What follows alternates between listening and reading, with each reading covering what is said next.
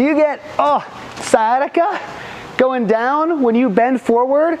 My name is Dr. Grant Elliott with RehabFix, here to talk to you about why, when you bend forward, you get sciatica. So here's one of the best ways that I could think of to demonstrate this.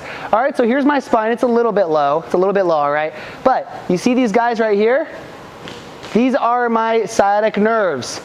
They come from this low back area where you might have a disc herniation, all right? So that disc herniation goes out, and it might put some sensitivity on some of these nerves, all right? The sciatic nerve goes down both sides. So let's say if I have a disc herniation on the right side, all right, it's over here and it's irritated this nerve a little bit. Well, as you can see, if I'm standing up, all right, if I'm standing up, these are neutral. These are neutral. If I go backwards, they might relax them a little bit. If I go forwards, what's happening to these? They're getting even tighter, right? If this nerve is sensitive, it doesn't want to stretch. Okay, it's like if I just strained my bicep, if I like cut my bicep, all right, it's like torn, and they go, oh, let me stretch that tear. Well, what's that gonna do? It's gonna exacerbate it. It's gonna make it worse, right? It's the same concept.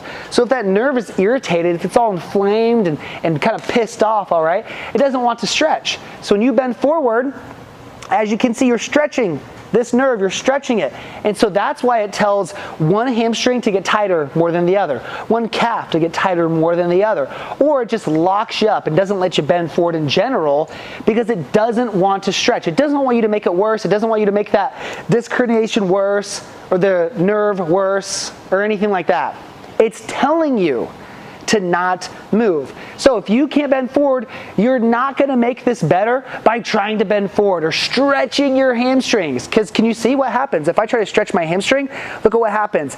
Oh yeah, let me stretch my hamstring. That's a good idea. No, look at what I'm doing. I'm stretching that nerve more. I don't wanna do that. I want some better movements that are gonna help me find relief without stretching these nerves. Oh look, this nerve's starting to crawl up my leg. That one feels a lot better now. That one's better.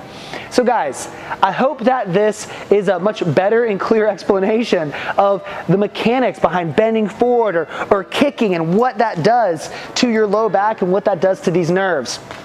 All you need is a plan to resolve these kinds of issues.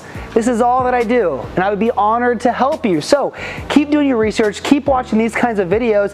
Let's continue to learn more about your low back, more about sciatica, more about disc herniation, and let's ultimately fix your low back. Let's do it.